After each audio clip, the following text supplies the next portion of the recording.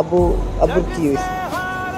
কয় আম্মু বলতেছে যে তোমার আব্বুর শরীরটা খুব এতটা ভালো না, তোমার আব্বুর শ্বাস নিতেছে অনেক হঠাৎ করে।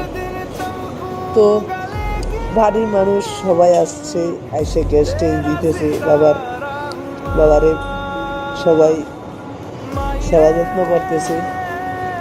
তো তখন আমার মাথায় আসলো আমার বাড়িতে একজন আছে বাড়ির কাছেই, তাকে আমি কল দিই।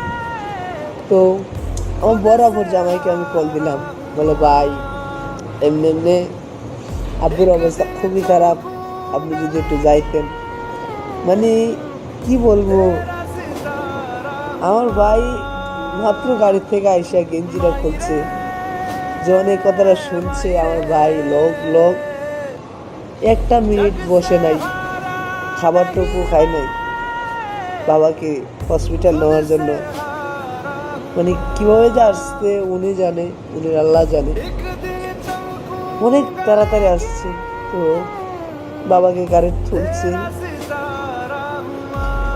আমি দেখছি ভিডিও কলে বাবাকে গাড়ি তুলতেছে। বাবাই সবাই যখন কোলে নেয় বাবাকে, বাবা একটা বড় একটা টানা দেয়, টানার সাথে বাবার আমি যা দেখলাম বাবার নেই। তখন যখন বাবাকে নিয়ে যায় হসপিটালের কাছে, তখন যেয়ে দেখে যে আমার বাবা আর জীবিত নেই।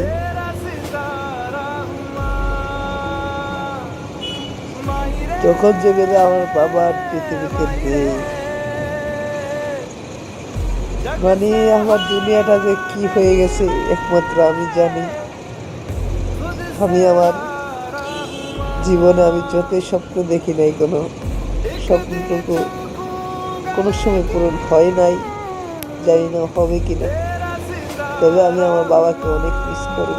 আমার বাবাই আমাকে অনেক বুঝাইছে, বাবা এইভাবে চলবো না, এইভাবে চলবো।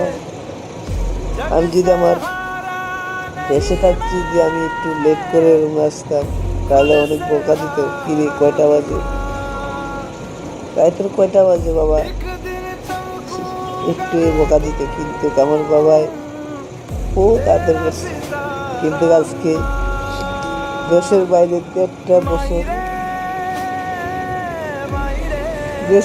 1.5 বছর কেউ আপন মানুষ খবর নেওয়ার মতো নেই। আমার বাবা যখন আমি ডিউটি থেকে আসতাম, তখন সবসময় কল দিত, ডিউটি থাকার কালীন কল দিত, বাবা কি করো, খাবার খাইছো। এগুলো আমি বলতে পারবো না বাবার। আজকে বাবা মরে গেছে, আজকে 5 মাসের উপরে হয়ে যায়। বাবাকে আমি মাটি দিতে পারি নাই, শেষ বিদায় দিতে পারি নাই কাছে থেকে। আমার এটাই অনেক কষ্ট। তবে আল্লাহর কাছে একটাই দোয়া, যেন বাবাকে আল্লাহ জান্নাত নসিব দান করুন। এখন আমার মাটা অনেক অসুস্থ, মাটাকে নিয়ে টেনশনে আছি আমরা দুই ভাই।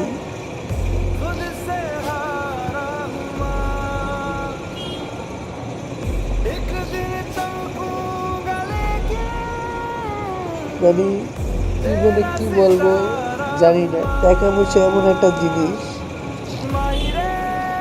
আপনার কাছে টাকা থাকলে দাম আছে, না থাকলে কোনোই দাম নেই, আপনি আবার যে হন না কেন। আজকে টাকার কারণে আমি আমার বাবাকে দেখতে পারি নাই, বাবাকে মাটি দিতে পারি নাই।